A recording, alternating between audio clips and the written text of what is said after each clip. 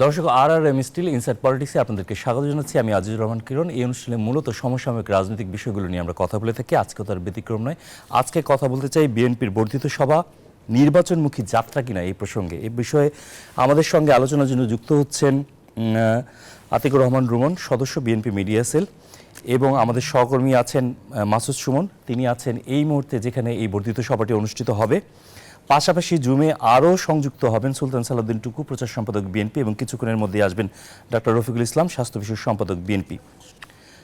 প্রথমে আমরা আমাদের সহকর্মী মাসুদ সুমন আপনার কাছে যেতে চাই। মাসুদ, আপনি আসলে কি দেখতে পাচ্ছেন যে যেই প্রস্তুতি শুরু হয়েছে সেই প্রস্তুতি দেখে আপনার কাছে কি মনে হচ্ছে সার্বিকভাবে বিএনপির এই বর্ধিত সভার প্রস্তুতি?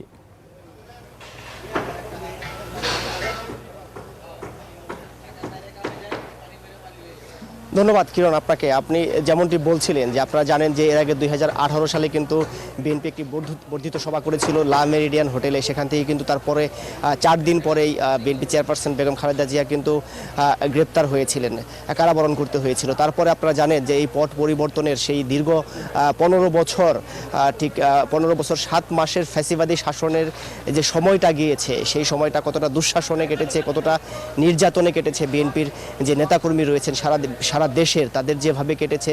এবং পরবর্তীতে প্রত্যেকটি আন্দোলনে, যুগপথ আন্দোলন বলি আর যদি পাশাপাশি প্রত্যেকটি আন্দোলনের যেই পরিমাণ নির্যাতন করা হয়েছে, তার পরবর্তীতে কিন্তু এই যে বর্ধিত সভাটি আগামীকালকে হবে, সেটি ঘিরে কিন্তু বিএনপির যেই সারা দেশে নেতাকর্মী রয়েছেন তাদের মধ্যে কিন্তু আমরা এখন থেকেই দেখেছি যে এখন যদি আমরা আপনাদের দেখাই যে বর্ধিত সভার এখন এই সংসদ ভবন এলাকায় যে স্টেজের কাজ চলছে, এখন আমরা বিএনপির অনেক নেতাকর্মীকে এখানে দেখেছি এবং সারা দেশের নেতাকর্মীকে কিন্তু দাওয়াত করা হয়েছে, জেলা, উপজেলা, পৌরসভা সহ সব মিলিয়ে যদি আমি বলি যে এই বর্ধিত সভা ঘিরে কিন্তু বিএনপি নেতাকর্মীদের মধ্যে কিন্তু উচ্ছ্বাস উদ্দীপনা বিরাজ করছে। দীর্ঘদিন পরে তারা এই সভা করার যেই অনুমতি পেয়েছে বা সভা করতে পারছে। আপনারা জানেন ফ্যাসিবাদী শাসনে কিন্তু সেটি সম্ভব হয়নি। আমি যদি বলি যে জাতীয় নির্বাচনকে ঘিরে যদি আন্দোলনের যে প্রস্তুতি বা নির্বাচনের যে প্রস্তুতি, সেই কর্মপরিকল্পনা ঘিরেই কিন্তু এই বর্ধিত সভাটি আয়োজন করা হয়েছে এমনটি আমরা ধারণা করছি। আপনারা জানেন যে বিএনপি কিন্তু এই জুলাই আন্দোলনের পরবর্তীতে ফ্যাসিবাদী শাসন যখন বিতাড়িত হয়ে যায় দেশ থেকে, সাবেক যে প্রধানমন্ত্রী শেখ হাসিনা যে পালিয়ে যাওয়ার পরবর্তীতে থেকেই কিন্তু বিএনপি বারবার নির্বাচনের কথা বলে আসছে। সেই নির্বাচনে ঘিরেই কিন্তু এই বর্ধিত সভার আমরা ধারণা করছি যে এখান থেকে এই যাত্রাটি শুরু হবে, নির্বাচনের যাত্রাটি শুরু হবে। আমরা এই মুহূর্তে জাতীয় সংসদ ভবনের এলডি হল প্রাঙ্গণে কিন্তু আছি। এইখানে কিন্তু বর্ধিত সভাটি আগামীকালকে শুরু হবে এবং এই সভায় আমি আপনাদের জানিয়ে রাখি যে দলের জাতীয় স্থায়ী কমিটির সদস্য, তারপর চেয়ারপারসনের উপদেষ্টা পরিষদের সবাই, এবং পাশাপাশি কেন্দ্রীয় নির্বাহী কমিটির সদস্য এবং মহানগর এবং জেলার সব থানা, সারা বাংলাদেশের সব থানা এবং উপজেলা এবং পৌর কমিটির সভাপতি, সাধারণ সম্পাদক অথবা আহ্বায়ক বা সদস্য সচিব সহ প্রায় কিন্তু 4000 নেতাকর্মী এই বর্ধিত সভায় অংশগ্রহণ করবেন। সেটি ঘিরে কিন্তু এখনও এই কর্মযজ্ঞটি চলছে, বিশাল কর্মযজ্ঞ চলছে সংসদ ভবন এলাকায়। এই এলডি হল প্রাঙ্গণে কিন্তু এখনও ঠিক আমরা দেখেছি মেন স্টেজের কাজ শেষ হয়েছে, এখন কিন্তু উপরে সামিয়ানার কাজটি চলছে, পাশেই ঠিক চেয়ার বসানোর কাজ, পাশাপাশি আমি যদি বলি যে তাদের যে খাবারের আয়োজন সেটিও চলছে এবং বিএনপির সিনিয়র নেতাকর্মীরা কিন্তু এখানে আসছেন, এসে পর্যবেক্ষণ করছেন। আমরা এখনও দেখছি ঠিক বিএনপির অনেক নেতাকর্মীরা এখানে এসেছেন। আমরা যদি আপনাদের যেমনটি বলছিলাম যে 2018 সালে কিন্তু চাই সুলতান সালাউদ্দিন টুকু, বিএনপির প্রচার সম্পাদক, তিনি আছেন আমাদের সঙ্গে যুক্ত আছেন। আশা করি সুলতান সালাউদ্দিন টুকু আপনি আমাদেরকে শুনতে পাচ্ছেন। হ্যাঁ, আমি শুনতে পাচ্ছি। আমাকে কি শোনা যাচ্ছে? হ্যাঁ, আমরা শুনতে পাচ্ছি আপনাকে। যদি প্রথমেই আমাদের একটা প্রশ্ন যে বিএনপির এই বর্ধিত সভা কেন? আমরা যদি হিসাব করি প্রায় 27 বছর পর আপনারা একটা বর্ধিত সভা করছেন। ধন্যবাদ। এইখানে আতিকুর রহমান রুমন এবং ডাক্তার রফিক সহ যারাই উপস্থিত হয়েছেন, যারা আমার কথা শুনছেন, সবাইকেই আমি আমার ব্যক্তিগত পক্ষ থেকে এবং আমার দলের পক্ষ থেকে সবাইকেই শুভেচ্ছা জানাচ্ছি, ধন্যবাদ জানাচ্ছি।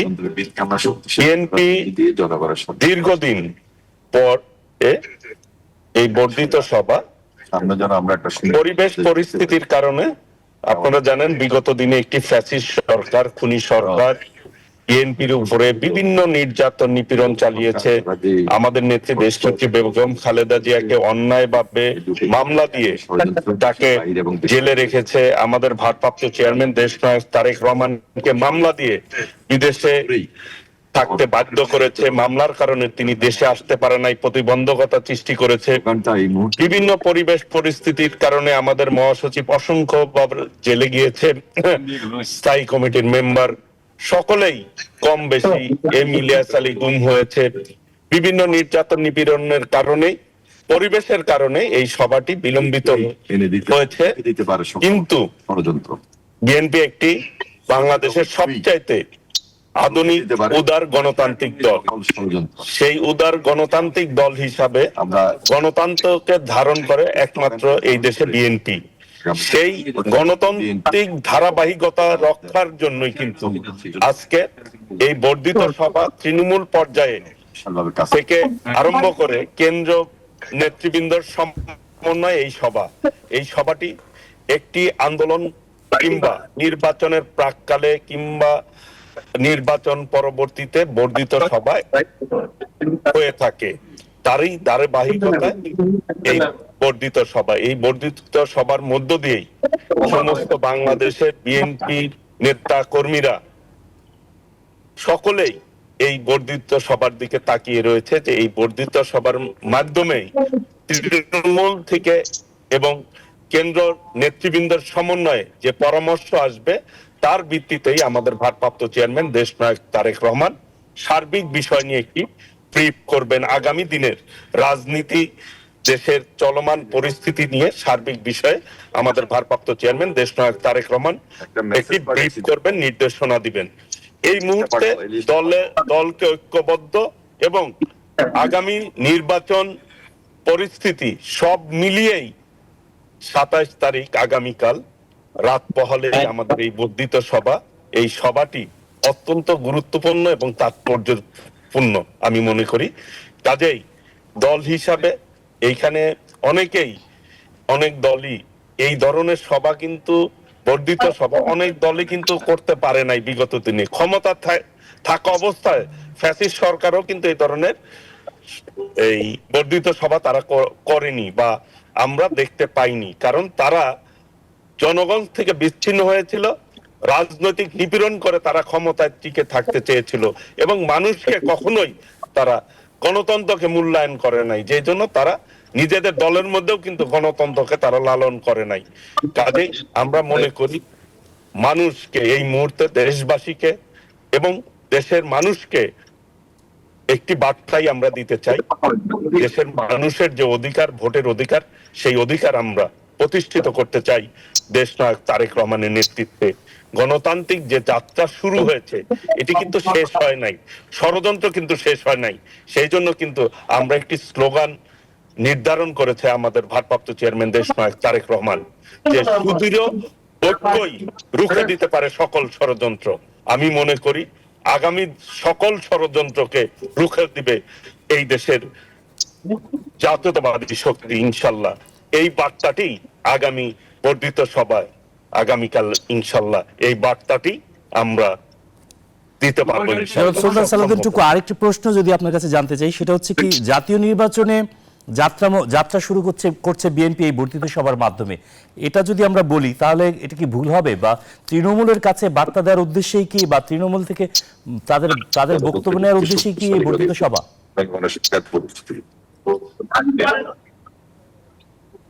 তৃণমূলের আপনি যে কথাটি বলেছেন, একটি গণতান্ত্রিক দল হিসাবে নির্বাচন কিন্তু আমরা মনে করি জনগণের অধিকার, ভোটের অধিকার। জনগণ তার পছন্দ মতো সরকার গঠন করবে, এটি কিন্তু জনগণ চায় এবং জনগণের দল হিসাবে বিএনপির একটি নৈতিক দায়িত্ব রয়েছে। সেই দায়িত্ববোধ থেকে আমি মনে করি আমাদের ভারপ্রাপ্ত চেয়ারম্যান দেশনায়ক তারেক রহমান আজকে এই যে নির্বাচনের, বিগত দিনে কিন্তু নির্বাচন হয়নি এই দেশে, নতুন ভোটাররা ভোট দিতে পারে নাই, 14 সালে ভোট দিতে পারে নাই এই দেশের মানুষ, 18 সালে ভোট দিতে পারে নাই, 24 সালে ভোট দিতে পারে নাই। এই যে মানুষ ভোট থেকে যে বঞ্চিত হয়েছে, তার অধিকার, নাগরিক অধিকার থেকে যে বঞ্চিত হয়েছে, সেই অধিকার কিন্তু মানুষ তার ফেরত চায়। সেই জন্যই নির্বাচন ব্যবস্থা করা অত্যন্ত জরুরি এই মুহূর্তে। নির্বাচনের কিন্তু বিকল্প নাই। একটি দেশকে শক্তিশালীভাবে পরিচালনা করতে হলে জনগণের ম্যান্ডেট নিয়েই সরকার পরিচালনা করতে হয়। অসংখ্য ধন্যবাদ, আপনি আমাদের সঙ্গেই থাকুন। আমরা এখন বিএনপির মিডিয়া সেলের সদস্য জনাব আতিকুর রহমান রুমন তার সঙ্গে যুক্ত হওয়ার চেষ্টা করছি। আশা করি আতিকুর রহমান রুমন আমাদেরকে শুনতে পাচ্ছেন। শুনতে পাচ্ছি। বিএনপির এই নির্বাহী এই বর্ধিত সভা যেটি হচ্ছে, নির্বাহী কমিটির সভা দেখতে পেয়েছি আমরা, বা কাউন্সিল দেখতে পেয়েছি প্রায় 27 বছর আগে বর্ধিত সভা হয়েছে আমরা যতটুকু জানতে পেরেছি। আসলে এই পার্থক্য কেন, বা এই বর্ধিত সভার প্রয়োজনীয়তা কেন এখন দেখা দিল, বা কি লক্ষ্যে আপনারা এই বর্ধিত সভাটি করছেন? আমি সর্বপ্রথমে আজকে এই শত অংশগ্রহণকারী আমাদের বড় ভাই সমতুল্য টুকু ভাই সহ যারা অংশ নিয়েছেন তাদেরকে আমি ধন্যবাদ জানাচ্ছি, এবং নিউজ 24 আমাকে এখানে ডাকার জন্য তাদেরকেও ধন্যবাদ জানাচ্ছি। আমি এখানে বলতে চাই, টুকু ভাই যেটা বলে গেছে, এর আগে আপনাদের যে সাংবাদিক উনিও বলে গেছেন, এই দলটির উপরে আসলে বারবার এমন বল প্রয়োগ করা হয়েছে, এমন ভাবে দলকে ধ্বংস করার জন্য ষড়যন্ত্র করা হয়েছে, এমনকি গোয়েন্দা বাহিনী লাগিয়েও এই দলকে একটি ধ্বংসের দ্বার প্রান্তে নিয়ে যাওয়া হয়েছে। কিন্তু আল্লাহর অশেষ রহমত, এই দলের হাল ধরেছেন আমাদের দেশনেত্রী বেগম খালেদা জিয়া, এই দলের হাল ধরেছেন আমাদের দেশনেতা বিএনপি ভারপ্রাপ্ত চেয়ারম্যান জনাব তারেক রহমান। আমরা ইনশাল্লাহ আগামীকালকে বর্ধিত সভায় অনেক আশাবাদী। সারা দেশ থেকে এখানে অনেক নেতাকর্মী আসবেন, তারা দিক নির্দেশনা পাবেন দেশনেতা জনাব তারেক রহমানের কাছ থেকে, এবং আমি আশাবাদী এই নির্দেশনায় তারা নতুন উদ্যমে সচেত হয়ে দলকে এগিয়ে নিতে সব ধরনের নেতৃত্ব দেবেন স্থানীয় পর্যায়ে, এবং দল বেগবান হবেন, এবং দল আরো তীব্র গতিতে কাজ করে যাবেন এবং আমাদের দলকে এগিয়ে নেবেন তারা। আমি আরো আশাবাদী আগামীকালকে এখান থেকে ফিরে যে নেতাকর্মীরা সঠিকভাবে কাজ করবে এবং তারেক রহমান নির্দেশনা শুনে এই নির্দেশনা ফলো করবে এবং তার নির্দেশনায় দল চালাবে। আমি আশাবাদী। আমরা যতটুকু জানতে পেরেছি, সুলতান সালাউদ্দিন টুকু একটু বলছিলেন যে এখানে বেশ কিছু বিষয় গুরুত্ব পাবে। সেই বিষয়গুলোর উপর কি এটা বলা যায় যে দেশের চলমান পরিস্থিতি, ত্রয়োদশ সংসদ নির্বাচন, দলীয় শৃঙ্খলা বজায় রাখা এবং মিত্র দলগুলোর সাথে সম্পর্ক অটুট রাখা, এই বিষয়গুলো কি এই বর্ধিত সভার মাধ্যমে সামনে আসবে?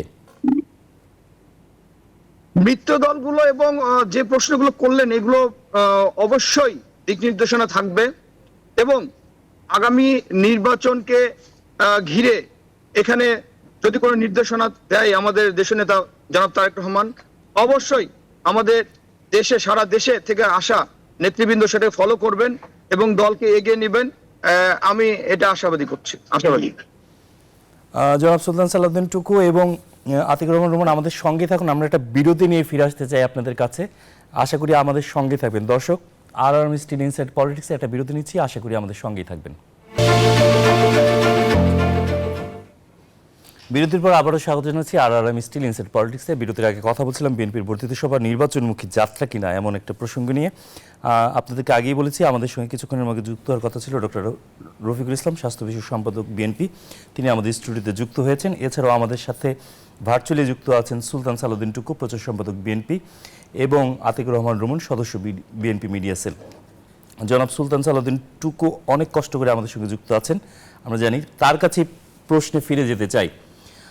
জনাব সুলতান সালাউদ্দিন টুকু, আমি যদি বলতে চাই যে আজকে আমরা দেখলাম স্থানীয় সরকারের সাবেক সদস্যরা জাতীয় প্রেস ক্লাবের সামনে বিক্ষোভ করেছেন যে স্থানীয় সরকার নির্বাচন কোনোভাবেই আগে নয়। আপনাদের আগামীকাল যে বর্ধিত সভা, সেই বর্ধিত সভাও কি এই ধরনের একটা বার্তা দেওয়া হবে কিনা, স্থানীয় সরকার নির্বাচন অনুষ্ঠানের যে দাবি উঠেছে সেটাকে আপনার গুরুত্ব না দিয়ে জাতীয় নির্বাচনের দিকেই গুরুত্ব দিবেন, এমন কোনো বিষয় আছে?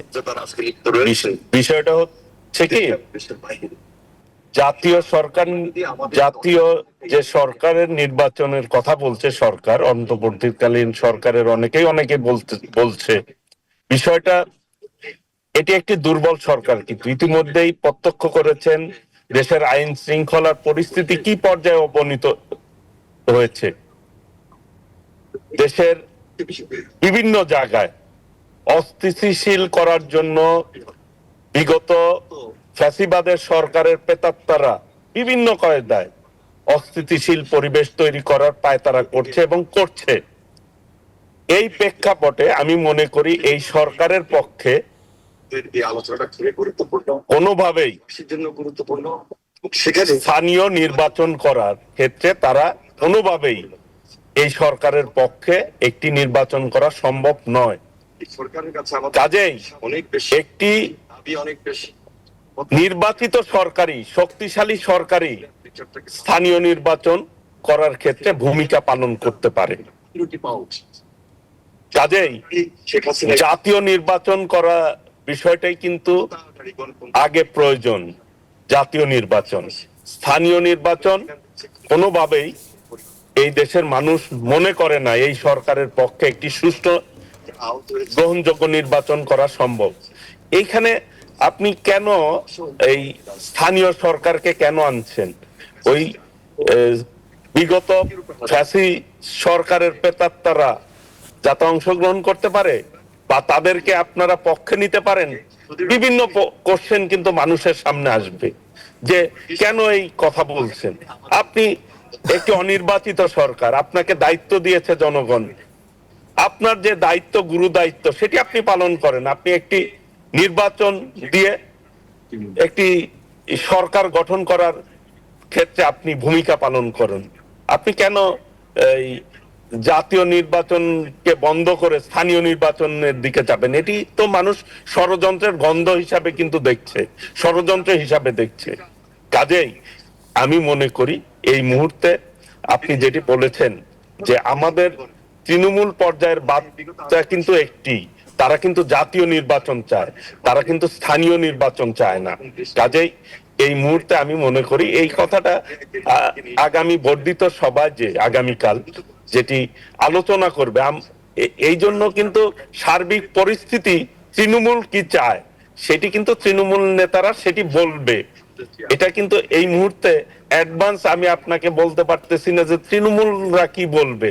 তারা যেই কথাটি, তাদের মনের কথা, তাদের পারিপার্শ্বিক অবস্থার কথা বা জনগণ কি চিন্তা করতেছে সেটি তারা তাদের অভিব্যক্তির মাধ্যমে, তারা বক্তব্যের মাধ্যমে সেটি উপস্থাপন করবেন এবং কেন্দ্রীয় নেতৃবৃন্দ সেখানে উপস্থিত থাকবেন, তারাও তাদের আইডিয়া শেয়ার করবেন এবং সম্মিলিত আইডিয়ার মধ্য দিয়েই একটি ব্রিফ আমাদের ভারপ্রাপ্ত চেয়ারম্যান দেশনায়ক তারেক রহমান, তিনি যেহেতু বর্ধিত সভায় সভাপতি হিসাবে বক্তব্য রাখবেন, সার্বিক আলোচনার পরিপ্রেক্ষিতে কিন্তু বক্তব্য তিনি রাখবেন। সেই ক্ষেত্রে অবশ্যই একটি দেশকে এগিয়ে নিতে হলে প্রথমেই আপনি জাতীয় নির্বাচন যেটি, সেটি মানুষ মনে করে এই মুহূর্তে সবার আগে দরকার। নির্বাচন কমিশনের পক্ষ থেকেও কিন্তু বলা হয়েছে, নির্বাচন কমিশনের পক্ষ থেকে বলা হয়েছে জাতীয় সরকারের তারা প্রস্তুতি নিচ্ছে। এই ক্ষেত্রে যদি স্থানীয় সরকার নির্বাচনকে আগে আনা হয় তাহলে তাদের সমস্ত প্রস্তুতি ভেস্তে যাবে, এমন একটা কথা কিন্তু নির্বাচন কমিশনের পক্ষ থেকে আজকে বলা হয়েছে। আমি তো আপনাকে একটি কথাই বললাম যে আমি কিন্তু আপনার কোশ্চেনটা ঠিকভাবে আমি শুনতে পারিনি, একটু যদি বলতেন তাহলে। আজকে নির্বাচন কমিশনও আজকে বলেছে জাতীয় সরকারের প্রস্তুতি তারা নিয়েছে, স্থানীয় সরকার নির্বাচন যদি এই মুহূর্তে সরকার করতে চায় তাহলে জাতীয় নির্বাচনের যে প্রস্তুতি তারা নিয়েছে সেই নির্বাচনের প্রস্তুতি কিন্তু ব্যাহত হবে বলে তারা মনে করছে। অবশ্যই আমরাও তাই মনে করি। আমি সেই কথাটি আপনাকে উপস্থাপন করলাম যে জাতীয় নির্বাচনের ক্ষেত্রের জন্য আমরা কিন্তু এই মুহূর্তে জনগণ এবং সকল অপরাপর দলও কিন্তু প্রস্তুত। কেউ কিন্তু স্থানীয় নির্বাচনের ব্যাপারে প্রস্তুত নয় এই মুহূর্তে। অবশ্যই ব্যাঘাত সৃষ্টি হবে জাতীয় নির্বাচনে যদি স্থানীয় নির্বাচন আগে দেওয়া হয়। এটি একটি আমি মনে করি ষড়যন্ত্রমূলক এবং দুর্বিষমূলক আমি মনে করি এই মুহূর্তে। জনাব সুলতান সালাউদ্দিন টুকু, আপনি আমাদের সঙ্গে থাকুন। আমরা জনাব আতিকুর রহমান রুমন তার কাছে ফিরে যেতে চাই। তিনি এই সংসদ ভবন এলাকা থেকে আমাদের সঙ্গে যুক্ত হচ্ছেন। জনাব আতিকুর রহমান রুমন, আপনার কাছে কি মনে হচ্ছে যে কালকে আপনারা স্থানীয় সরকার নির্বাচন প্রশ্নে যেই ডেলিগেটর আসবে, সারা বাংলাদেশ থেকে প্রায় ৩,৫০০-এর বেশি ডেলিগেটর আসবে বলে আমরা যতটুকু জানতে পেরেছি আপনাদের মাধ্যমে, তাদের কাছে আসলে কি বার্তাটা দেয়া হবে বা নেওয়া হবে?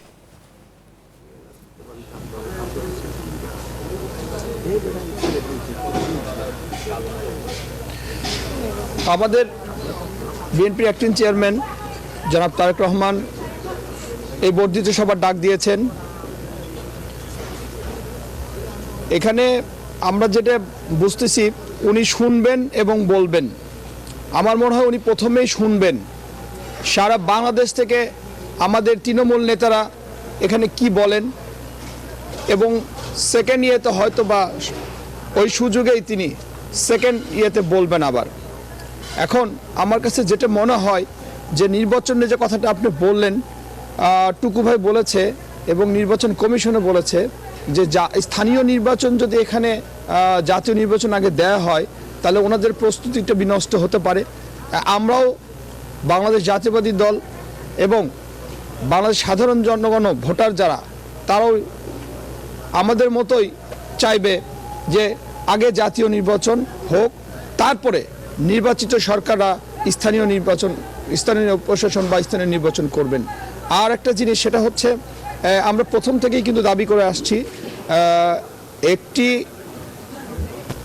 নিয়মিত একটি যদি বলেন যে তত্ত্বাবধায়ক সরকার, তাদের কাজ কিন্তু স্থানীয় নির্বাচন নয়, তাদের জাতীয় নির্বাচন করাই হচ্ছে মুখ্য উদ্দেশ্য।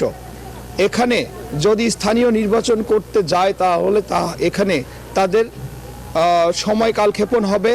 এখানে বর্তমানে দেশে যে অরাজকতা সৃষ্টি হয়েছে, আপনি কিছুদিন যাবত দেখছেন বিভিন্ন মিডিয়া এবং এতে আসছে, চুরি ছিনতাই সহ বড় ধরনের ঘটনা ঘটছে, যেগুলো আসলে কাম্য নয়, আমাদের কাম্য নয়।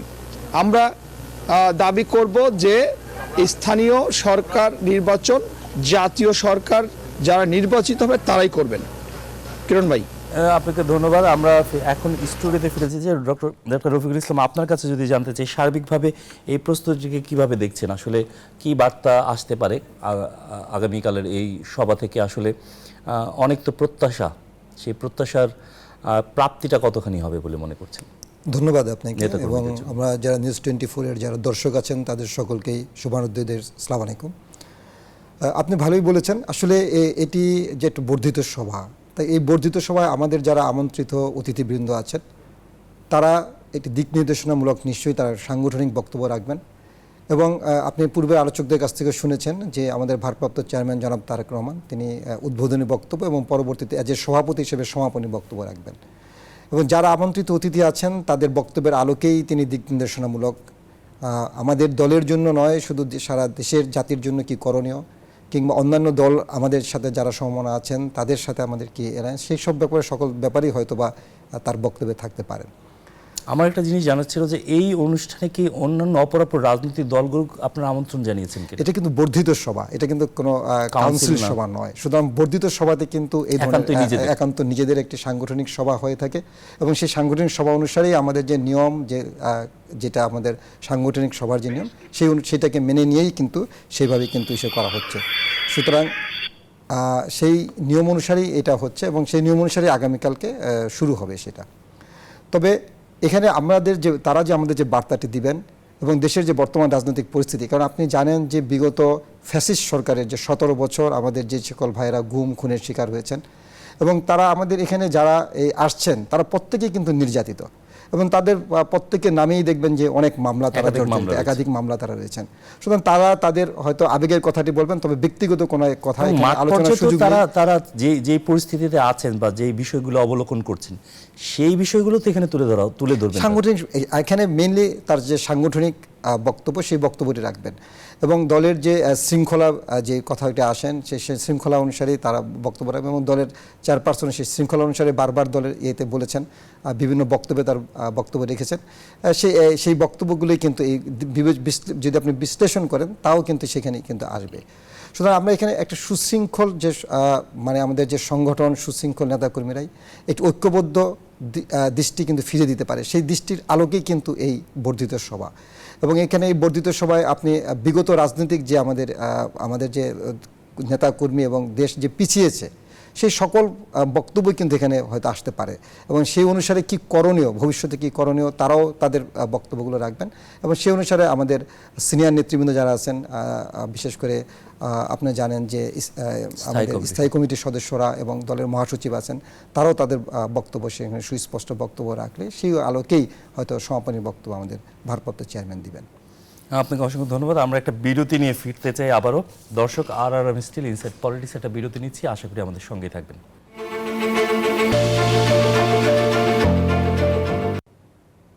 বিরতির পর আবারও স্বাগত জানাচ্ছি আমি স্টিল ইনসাইড পলিটিক্সকে। বিরতির আগে কথা বলছিলাম বিএনপির বর্ধিত সভা নির্বাচনমুখী যাত্রা। আমাদের সঙ্গে ভার্চুয়ালি যুক্ত আছেন সুলতান সালাউদ্দিন টুকু এবং আতিকুর রহমান রুমন এবং স্টুডিওতে যুক্ত আছেন ডক্টর রফিকুল ইসলাম।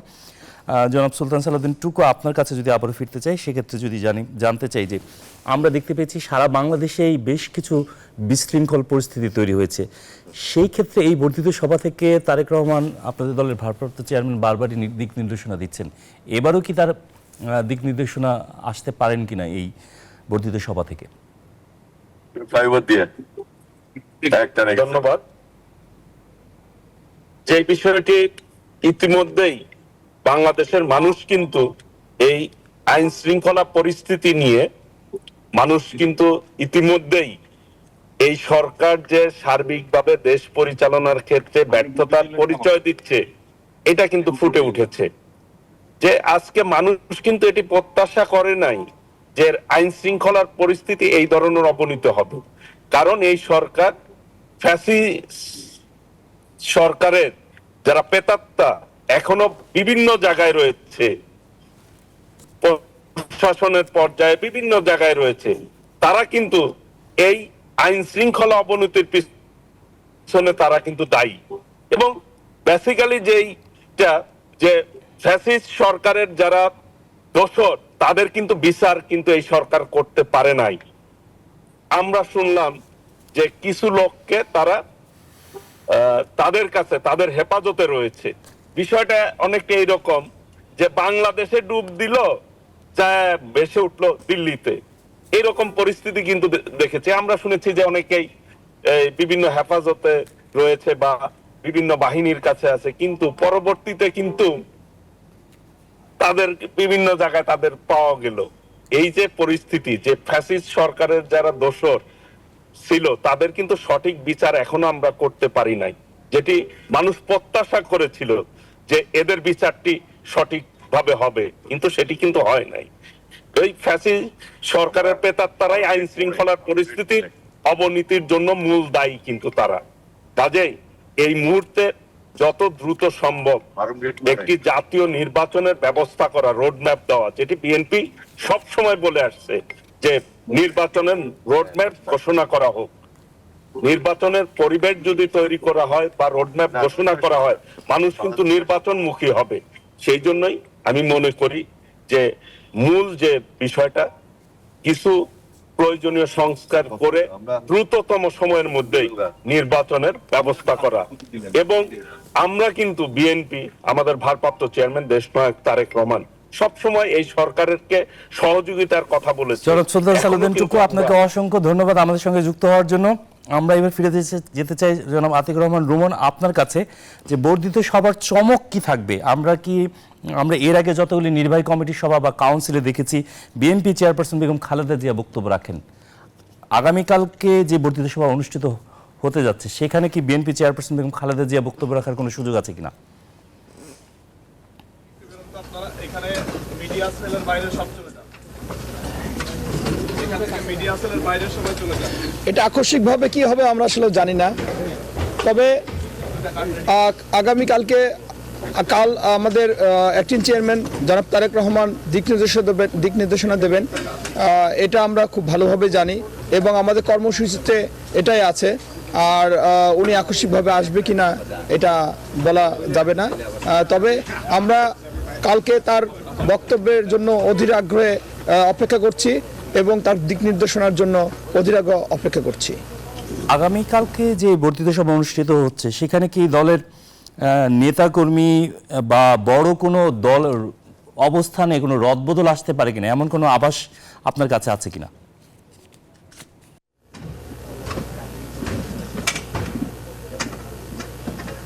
এটা সাধারণত কাউন্সিল হলে এটা আসে, কিন্তু আমরা এখন কোনো লক্ষণ পাইনি এরকম কোনো যে কালকে বর্ধিত সভা আমাদের কাউন্সিল হবে কিনা এরকম। তবে বর্ধিত সভা আমরা যেটা হবে দিক নির্দেশনা শোনার জন্যই আমরা অপেক্ষা করব। দিক নির্দেশনা হবে এটাই আমরা জানি, এ পর্যন্ত আমাদের কর্মসূচিতে আছে। এবং জনাব আতিকুর রহমান রুমন আমাদের সঙ্গে যুক্ত হওয়ার জন্য আপনাদেরকে অসংখ্য ধন্যবাদ।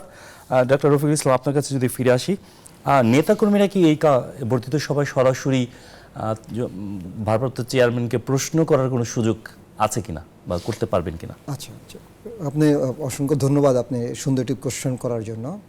দেখেন, নেতাকর্মীরা তার বক্তব্যের মাধ্যমেই কিন্তু তার যে আজির সে যে বলতে চায় সেটি কিন্তু তার ওইখানে চেয়ারপারসন থাকেন, মহাসচিব থাকেন, সিনিয়র নেতৃবৃন্দ থাকেন, তাই কিন্তু তারা বলেন। সুতরাং এখানে আসলে মানে তাকে সরাসরি তাকে কোশ্চেন করা বা কোনো কিছু সেরকম কিন্তু তার বক্তব্যের মধ্যে আসে না। এবং বক্তব্যের যে একটা প্রক্রিয়া করা হয়েছে সেই প্রক্রিয়াগুলো অত্যন্ত সুন্দরভাবে সুশৃঙ্খলভাবে আসলে আমরা এখনও বলতে পারবো না কে বক্তব্য রাখবেন বা কে রাখছেন। সুতরাং এখানে বক্তব্যে প্রশ্ন করার সুযোগ নেই, কিন্তু তার বক্তব্যের মাঝে সে একটি ইনফরমেশন তাকে দিতে পারেন যে কী ধরনের সে চাচ্ছেন, কী ধরনের সংগঠন চাচ্ছেন, কী ধরনের দেশকে সামনে পরিচালনা করার জন্য কী বার্তা তারা দিতে চাচ্ছেন সেটা তারা বলতে পারেন। ওপেন ডিসকাশনের মধ্যে সে তার বক্তব্য তো বলতেই পারেন। যদি দেশবাসীর উদ্দেশ্যে পুরো বর্ধিত সভার সকাল থেকে রাত পর্যন্ত আসলে আপনাদের সেশনটা একটু বর্ণনা করেন তাহলে কিভাবে? আসলে দেখেন, আমাদের যে বর্ধিত সভা সেটি আমরা এখন পর্যন্ত আমাদের যেটা টেন্টেটিভ টাইম আমরা ধরেছি সেটি যে আমাদের হয়তো নেতাকর্মী একটু আগে চলে আসবেন, কিন্তু 10টার থেকে আমাদের এই প্রোগ্রামটি শুরু করার কথা। তবে আপনারা জানেন যে এটি অবশ্য টাইমের উপর অনেকটা নির্ভর করে, আমাদের দেশের টাইমের সাথে বাইরের টাইমের সেগুলো অনেক কিছুর উপরে নির্ভর করে। তবে সেটা 10টা থেকে আমাদের এখন পর্যন্ত শুরু করার কথা। তারপরে একটু নামাজের একটা ব্রেক আছে, সেই নামাজের ব্রেকের পরে আবার সেশন শুরু হবে এবং ওইখানেই আপনাদের লাঞ্চের ব্যবস্থা করা আছে দুপুরে খাবারের জন্য, এবং সেটা সুশৃঙ্খলভাবেই আমরা আশা করি এই বর্ধিত সভা থেকে একটা ভালো বিষয় তুলে আসুক এবং দলীয় আপনাদের দলের নেতাকর্মীদের উদ্দেশ্যে একটা ভালো বার্তা পাওয়া যাক, সেই প্রত্যাশায় রইল। দর্শক, আর ইনসাইড পলিটিক্স আজকের মতো এখানেই শেষ করছি।